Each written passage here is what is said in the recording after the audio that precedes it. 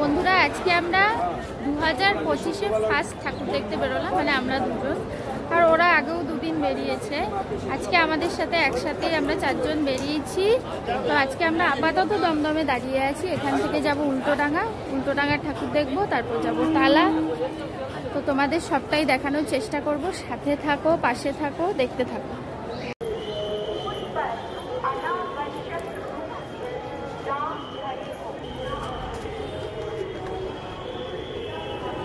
তো রাধে রাধে বন্ধুরা, তোমরা দেখতেই পাচ্ছ ভিডিওটা কিন্তু দুর্গা পুজোর ভিডিওগুলো করাই ছিল, তো তোমাদের সাথে শেয়ার করেই ফেললাম।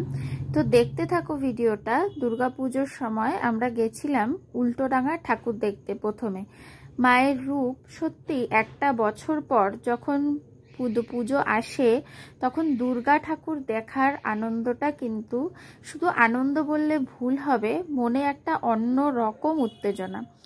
তারপর দেখো রাস্তায় আমরা আইসক্রিম খেয়েছি, তখন কিন্তু ভালোই গরম ছিল, এখন একটু ঠান্ডা ঠান্ডা পড়েছে, কিন্তু ওই সময় ভালোই গরম, তাই একটু আইসক্রিম তো খেয়েইছি।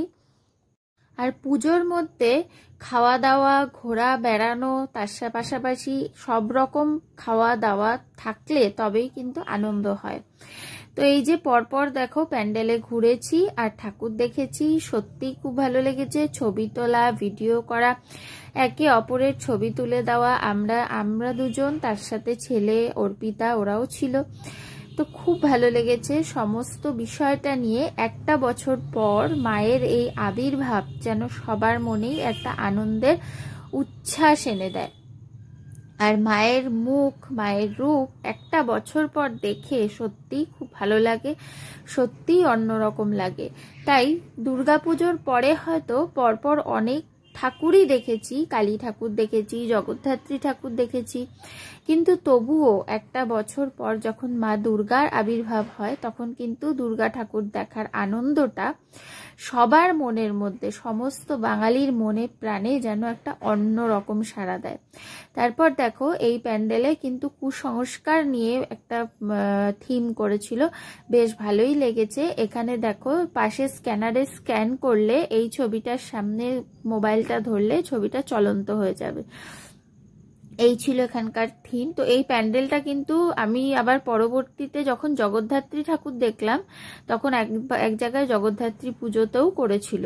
তো যাই হোক, এরকমই হয়, সেই কারণেই দুর্গা পুজোটা হচ্ছে একটা অন্যরকম ব্যাপার। তার পর বছরের পরপর পুজো অনেক আসে, কিন্তু দুর্গা পুজোটা আমাদের কিন্তু একটা অন্যরকম আনন্দ, অন্যরকম ফিলিংস লাগে। তো যাই হোক, দেখো এইভাবে করেই পরপর ঠাকুর দেখেছি, এইভাবে করেই দেখো পরপর পুজো মণ্ডপ। আর যেহেতু আমাদের বেরোতে বেরোতে অনেকটাই দেরি হয়েছে প্রত্যেক দিনই, সেই কারণে আমরা কিন্তু অনেক ভিড়ের মধ্যেই পড়েছি। প্রত্যেকটা পুজোতেই ভিড় এবং লাইন দেওয়া, যদিও এইসব পুজোতে লাইন অতটা পড়ে না, কিন্তু তবুও বেশ ভালো ভিড় ঠেলেই আমরা ঠাকুর দেখেছি, কোনো পুজোর প্যান্ডেলেই ফাঁকা ছিল না। তো যাই হোক, এখান থেকে দেখে আমাদের সবচেয়ে মেন আকর্ষণ ছিল টালা প্রত্যয় দেখব। আগের বছর টালা প্রত্যয়ের সামনে দিয়ে ঘুরে এসেছি আমরা, ছেলেরা কিন্তু পরেও গেছিল, তাই ওরা দেখতে পেরেছে, আমাদের আর যাওয়া হয়নি, আমরা সামনে থেকে ঘুরে চলে এসেছি। তাই এবছর মনে মনে ঠিকই করেছিলাম যে টালা প্রত্যয় দেখবই। তো যাই হোক, দেখো পায়ে পায়ে তাই উল্টোডাঙ্গা ঠাকুর যে কটা সামনে আছে সে কটাই দেখা, যদিও খুব মানে ভিড়ের মধ্যেই দেখেছি ঠাকুর। এই দেখো দীঘার জগন্নাথ মন্দির করেছে এখানে, সত্যি খুব সুন্দর হয়েছে পুজো, প্যান্ডেলও খুব সুন্দর হয়েছে, আমার তো বেশ ভালো লেগেছে। এই ওপরে একটা ঘন্টা, এটাও একটু বাজিয়ে নিলাম। আর ভেতরে মায়ের মূর্তি, সত্যি একটা মন্দিরের মধ্যে ঢুকেছি বলে মনে হচ্ছে, মায়ের মূর্তি, এবং এখানে নানা রকম রাধা মাধবের মূর্তি, মহাপ্রভু, রাধা কৃষ্ণ, দেখো কি সুন্দর, মানে মনে হচ্ছে সত্যিকারের মন্দিরে এসেছি কোনো, সত্যিই অন্যরকম। জগন্নাথ বলদেব সুভদ্রা মহারানী, সত্যিই মনে হচ্ছে মন্দিরেই বসে আছে, লক্ষ্মীনারায়ণ, সমস্তটা মিলিয়ে ভেতরের পরিবেশটা সত্যি খুব সুন্দর ছিল, যেন মন্দিরেই এসেছি কোনো, এরকমই মনে হচ্ছিল। তারপরে সেখান থেকে আমরা একটা বাসে করে চলে গেলাম সোজা টালা। তো বাসে করে বাস জার্নিটা আমার জন্য খুব একটা সহজ নয়, আমার মোটেই ভালো লাগে না। যাই হোক, তাহলেও যেতে হয়েছে। তারপরে গিয়ে যে টালা প্রত্যয়ের সামনে আমরা এসে গেছি। প্রচুর হাঁটা, বেশ অনেকটা হেঁটে গিয়ে আমাদের লাইনে ঢুকতে হলো। তার মাঝখানে এই যে আরও একটা পুজো মণ্ডপ পড়ে গেল, সেটাও দেখে নিলাম।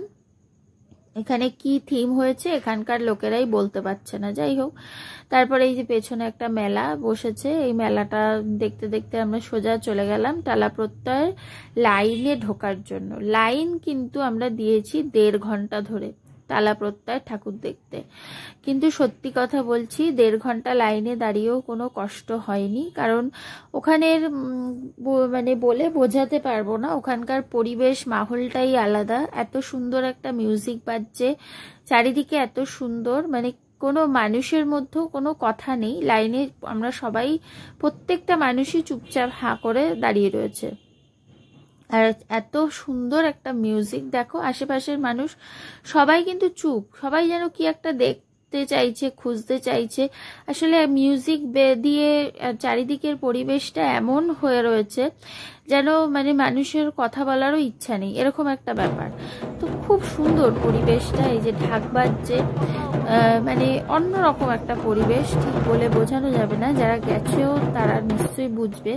আমার কাছে সত্যি খুব ভালো লেগেছে। আর এখানে এক সেলিব্রিটি আসার ছিল, সেই কারণেই ঢাক বাজছে। জানি না, অনেকক্ষণ ধরে হাঁ করে তাকিয়ে থেকেও কোনো সেলিব্রিটির দর্শন পাইনি, বুঝতে পারছি না। ঢাকিরাও খুব কনফিউজড হয়ে গেছিল। তারপরে এই যে সিংহ মামা তো বেরিয়েই আসছে টিভির মধ্যে থেকে। তো যাই হোক, এটা বেশ ভালো ছিল, বাচ্চাদের জন্য খুবই মজাদার। তারপরে আস্তে আস্তে আমরা মণ্ডপে প্রবেশ করলাম। এখানকার দেখো বীজ অঙ্গন এখানকার থিম ছিল। আর মানুষই যে নিজের খাবার, মানুষই একমাত্র জীব যে নিজের খাবারে নিজেই বিষ মেশায়, এটা ছিল এদের থিম। তো যাই হোক, এটাই ছিল এবছরের টালা প্রত্যয়ের থিম। বোঝার ব্যাপার, থিম মানে কিন্তু এটা নয় যে সামনে সবকিছু দেখা যাবে, দেখা তো অবশ্যই যাবে, কিন্তু এর ভেতরে অন্তর্নিহিত অর্থটাও বোঝার ব্যাপার আছে। এই যে মানুষের একটা মস্তিষ্ক, যেটা তার পাশে দেখো দুজন পাগলের মতো অভিনয় করছে বসে। মানে আমার মনে হয়েছে যে, যতটুকু আমার বোধগম্য হয়েছে, যে নানা রকম খাবারের বিষক্রিয়া, রাসায়নিক এগুলোর প্রয়োগের ফলে মানুষের মানে ওগুলো ওইসব খাবার খেয়ে মানুষের মস্তিষ্কটাই আস্তে আস্তে নষ্ট হয়ে যাচ্ছে, বিকৃত হয়ে যাচ্ছে। সেই অসুরকেই বধ করতে এসেছেন মা দুর্গা। তো এটাই মনে হয়েছে আমার কাছে থিম বলে। তো যাই হোক, ভিডিওটা এখানেই শেষ। এরপরে আমরা সোজা বাড়ি চলে এসেছি, এরপর আর কোথাও যাইনি। তো ভিডিওটা কেমন লাগলো অবশ্যই জানিও। এর পরবর্তী পরপর ভিডিওগুলো নিয়ে তোমাদের সামনে অবশ্যই আসবো। রাধে রাধে, টাটা।